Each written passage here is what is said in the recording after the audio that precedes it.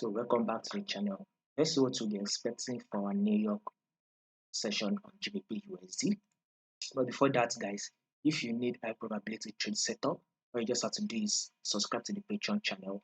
I'll put the link to the Patreon channel in the comment section. So go to the comment section, subscribe. This was one of the trades we actually took for the week, which is Nasdaq 100. We talked about it tapping a level of 25360.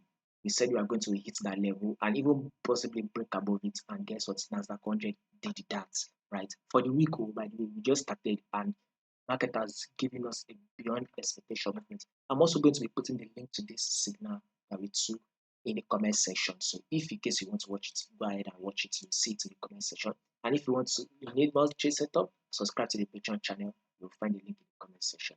So with this movement that we are seeing on GBPUSD, we should be expecting overall movement again. This is on our weekly time, daily time, sorry, for New Year's session. Another bullish move is what we should be expecting on GBP.